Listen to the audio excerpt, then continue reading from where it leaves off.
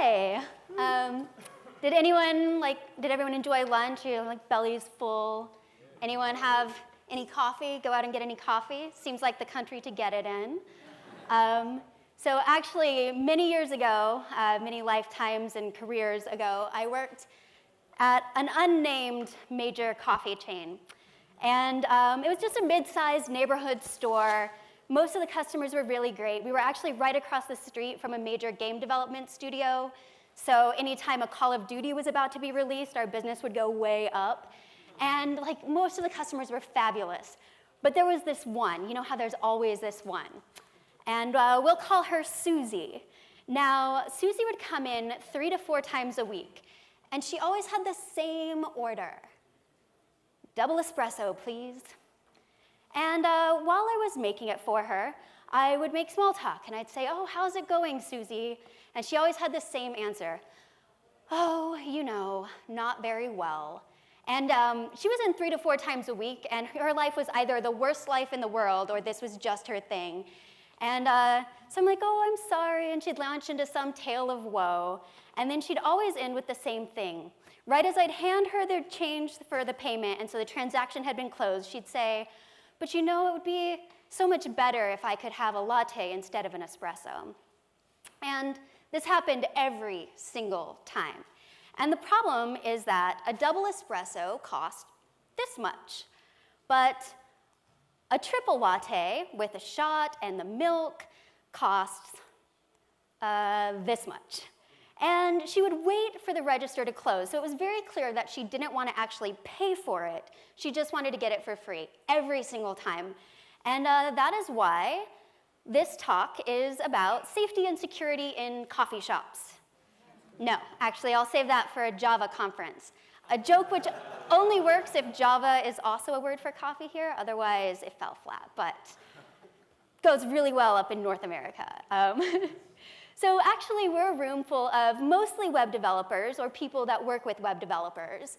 And I had to find a picture of a non-frightening spider because I'm terrified of them and didn't want a real one looming over me. And this guy's cute enough that I'm like, OK, this guy can be up there. But given that we're web developers, let's talk about security in web apps instead. And at the risk of just stretching that metaphor a bit too much, I want to argue that our web apps have a much bigger vulnerability than the one that Susie was exploiting, and that's SQL injection. Now, we'll go into more detail in a bit, but in brief, SQL injection is when a user closes out a legitimate transaction with your database and then immediately tries to sneak some of their own SQL in there to interact with your database in a way that you absolutely did not intend. And our databases are full of something more valuable than coffee. And I know what you're thinking. We are web developers, and we are in Colombia. There is nothing more valuable than coffee. But if you think about it, your user's private info is very valuable. There are people that will spend just millions of dollars trying to either purchase this information or steal it. This is very valuable information.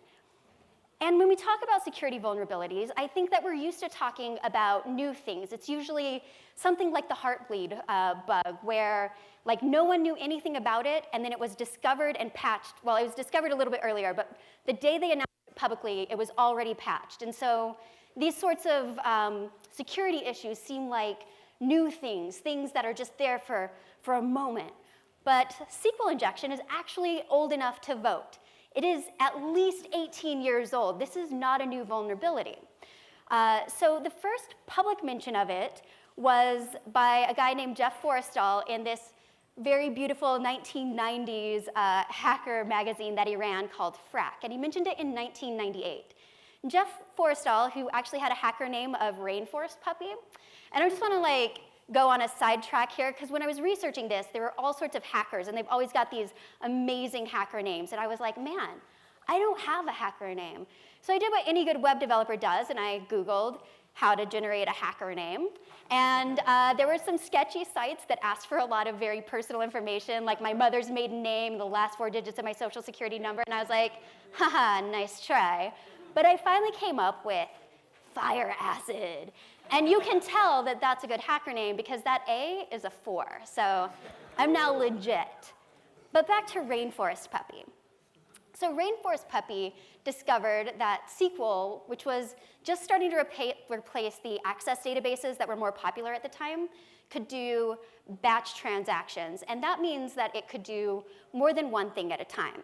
So in Access, you could send, I believe, one query through, and then you'd have to wait and send another query through. But with SQL, you can open up a single connection to the database and just send a whole bunch of requests through for data.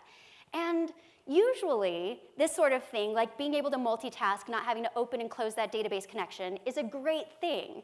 Like, not a big deal. Because, multitasking is good. For instance, let's say that you want to look at all of your employees, and you're gonna find out just which ones are engineers. So you're just selecting the engineers.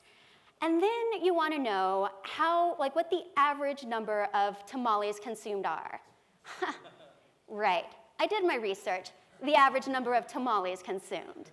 But whether you're talking about corn tamales or banana tamales, let's just say that the average developer is consuming a lot of them.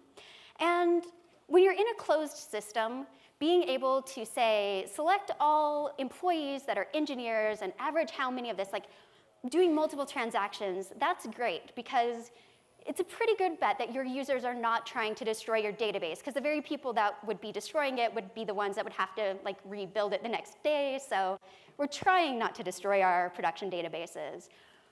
But when you have input coming in from outside, it's a whole different game. Things get a little dicey.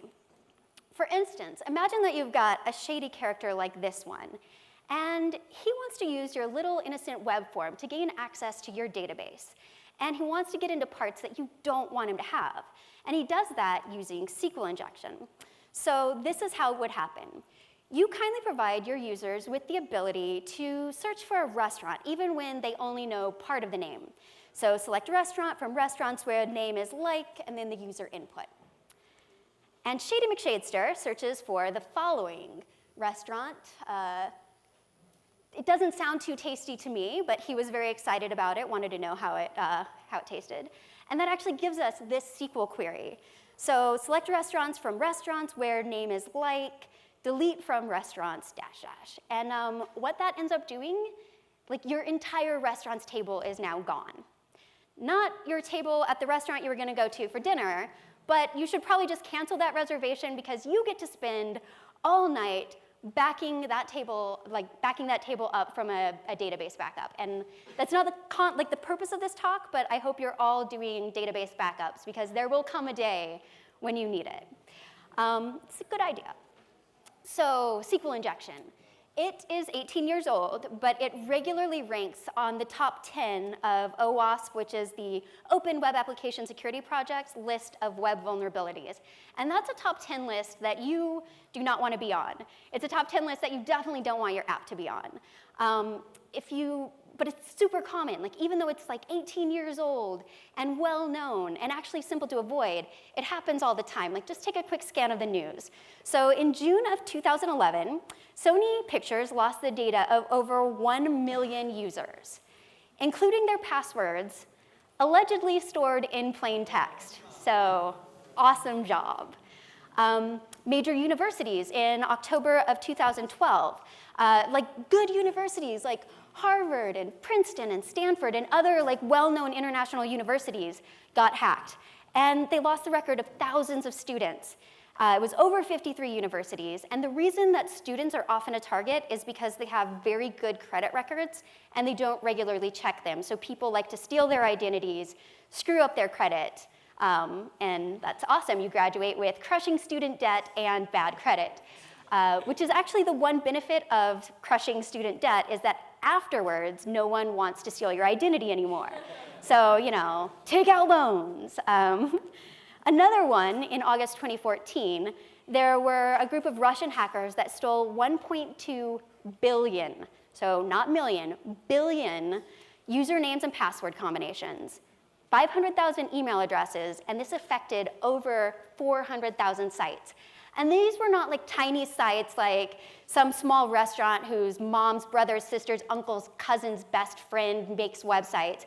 These were Fortune 500 companies that could hire the top developers that they wanted, and they were still getting hacked. And this was not some elite crack group of like hackers. This was actually a small group of about 11 guys in a small town in Russia that started out as email spammers. And basically someone's cousin moved in and was like, I know this thing called SQL injection, and boom, 1.5 billion people or 1.2 billion people lose their information. Another one is Utech. This was a company that has kids' toys, and it's the same story, only this one's a little worse because it was the personal information of 5 million adults, but also 200,000 children.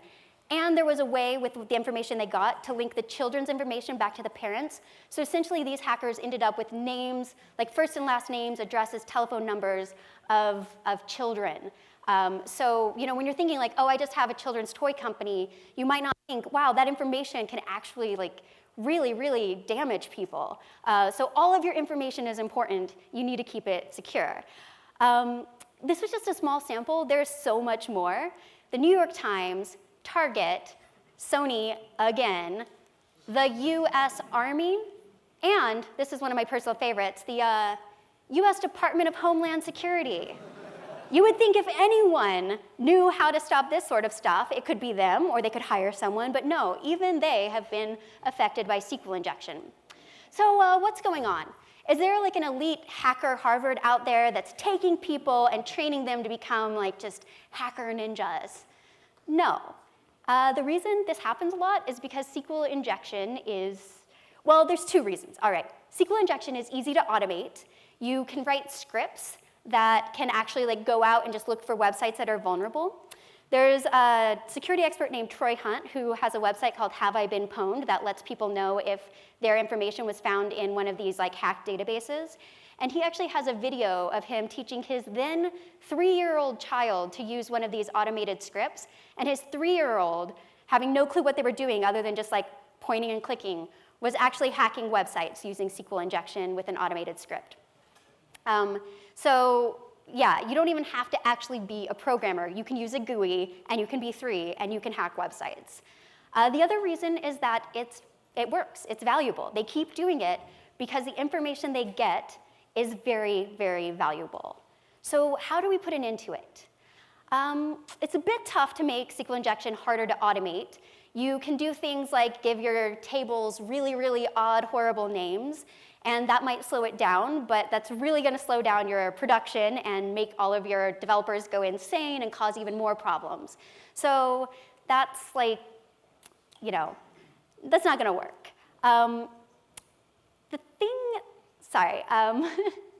So the better thing to do is just to make sure that your sites aren't vulnerable. And awesome, if it's that easy, my talk is over. But you probably want to know how to make sure they're not vulnerable. So a little bit of background, I work at a place called the Flatiron School, and we teach people to be programmers. And one of the things that's part of our philosophy is making people build the components that they're going to be using. So we don't just teach them, oh, here's ActiveRecord, here's how it works.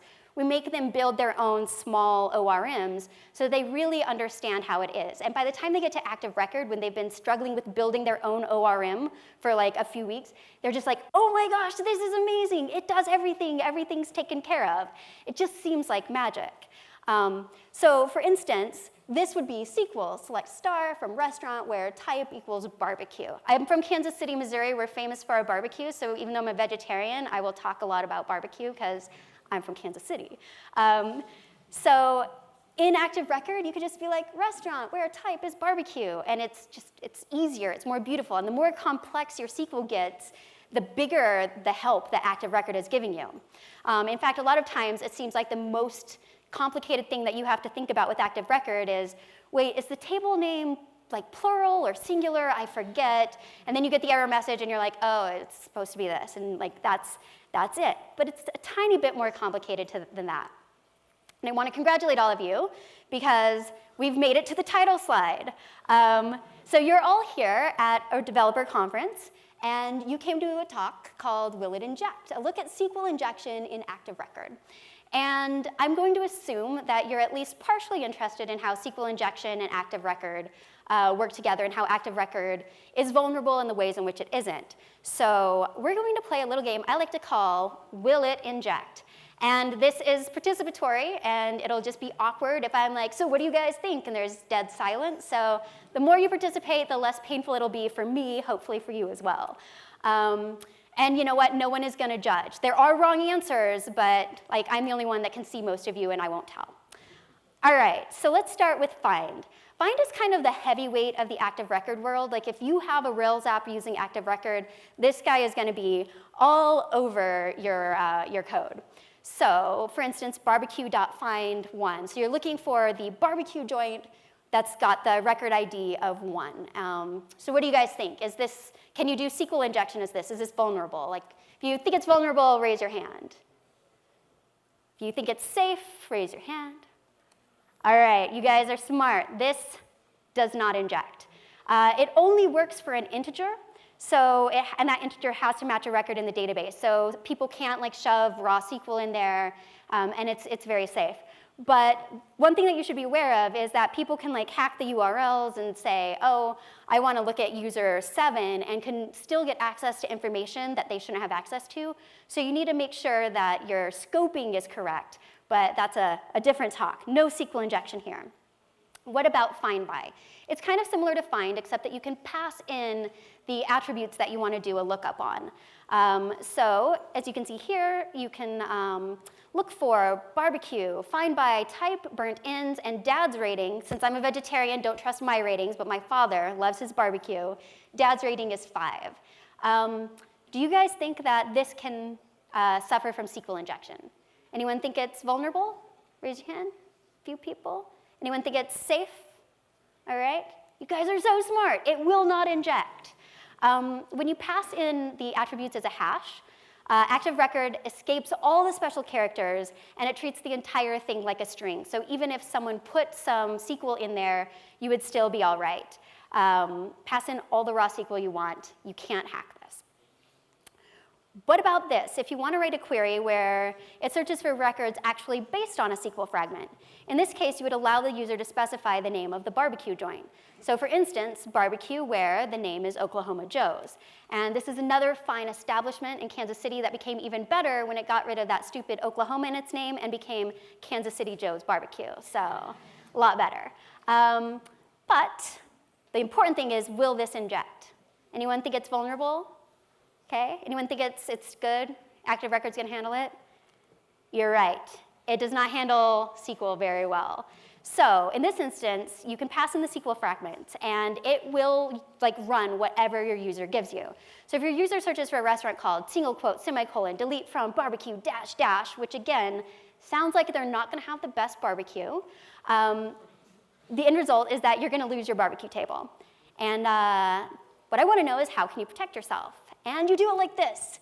You use parameterized queries, and this is where you put the question mark there, and then you say like comma input, and that takes the user supplies data and makes it a parameterized query. And then ActiveRecord steps in and starts baby-proofing stuff for us. It's going to sanitize the user input, so it escapes all the special characters and turns the user input into nothing more than a harmless string. And that magic happens in ActiveRecord sanitization.rb with help from quoting.rb if you love reading source code. I personally don't, because it makes me feel bad about my coding abilities. But for the rest of you, go check it out. No matter what nefarious stuff people put in there, you're safe. The other thing that it does is, when you use parameterized queries, it actually takes those placeholders, sends the query to your database, and we'll see like what kind of actions that query should do if it's like running like normal. Then later, when the user supplied input is actually put in and it runs the query again, there's a token that it compares. And if the user supplied input would run a different set of actions than the parameterized query would, it won't run it. It's just like, no, you are suddenly asking me to drop tables. There was no drop table before. You're not getting me, buddy. One important thing to note is that not all databases do this, and not all databases do it the same way. So make sure that you research how the ActiveRecord adapter is going to handle this, because it could be that you end up with no additional protection. But I think most of the big ones like MySQL and Postgres do handle this well, so you should be pretty safe. I feel like I'm supposed to call people out and be like, hello, welcome, but no. I hope you guys enjoyed lunch too. All right, back to our game. We're playing a game, you guys should get involved. We're going to step it up a notch. What about this crazy guy? Is he gonna inject? Anyone think it'll inject? Anyone, no? That's not even Ruby. That is Python. I'm just trying to make sure you guys are awake, because I know lunchtime, like, especially some of the local food, very delicious, very heavy. I don't want you sleeping up there. But if you're curious, that one is also protected. So if anyone's out there using like Python with SQL Alchemy, you have similar sorts of protections. All right, what if you wanted to search for barbecue joints that are not expensive, but to make it easier to determine which ones are delicious, you group by dad's rating. So you're like, give me all the ones that dad thinks are great, but that aren't expensive. Is this kind of thing vulnerable to SQL injection? Yeah, anyone? All right, some people, anyone think it's not, that it's safe? Oh, you guys just got hacked. The group method allows for SQL to be passed in. So if you're putting user data directly into the query, you're at risk of being hacked. And this is another one that can be protected with parameterized queries, so that same question mark guy, and you're good to go. I think we have time for one last one. So let's take a look at halving. So halving actually usually ends up at the very end of a long chain of other selection criteria. So we're looking for barbecue restaurants that aren't expensive, and we want to group by location, but we only want the ones that have a dad's rating greater than 4. Will this inject? Anyone think that it'll inject? Yeah? Anyone think it's safe? All right, you guys are learning. It'll inject. And halving is actually like really almost more at risk than a lot of other ones because it usually ends up at the end. It's a lot easier for SQL injection to work there and actually make a meaningful statement. So you want to be really careful with that one. But again, this one is protected the exact same way as the others. You just make it a parameterized query, and you're safe again. And that's actually one of the great things about ActiveRecord is that while it may seem complicated, usually there's just 1 or 2 things that you need to learn. And if you learn that pattern, such as the parameterized queries, you're going to be safe. Like it works, and it'll work for a lot of different things. So you don't have to learn a different way of protecting against SQL injection. Now, here's the question. If we know that this is a problem, why don't we just go back to our hotel rooms tonight, make the patch ourselves, open a pull request, because we all know that you're going to make the patch yourself and not just be like, hey, fix this DHH. Why don't we do that? Why don't we just like make sure you can't do SQL injection? And it's kind of that age-old tension between freedom and security. So if you think back to that earlier coffee shop story, the coffee shop I worked at could absolutely have said, you know what, no one is ever allowed to give away anything for free. Don't do it or you'll lose your job. And Susie's like, oh, I want to pay for a double espresso, but I want a latte trick, would never have worked. But we would have lost out on a whole bunch of magic moments with other customers where you give them an extra shot for free, or you give them a bigger size, where you're just like, you know what, you've had a bad day, take this drink. And it's the same way with our code. Sometimes there's data that we need that's just more complicated than a simple find by or where. And if ActiveRecord doesn't allow us to drop down to raw SQL, we wouldn't be able to do it, and our queries would just get more and more complicated. And potentially worse, we might just be like, all right, I'm going to go and I'm going to write my own query. I don't need ActiveRecord anymore.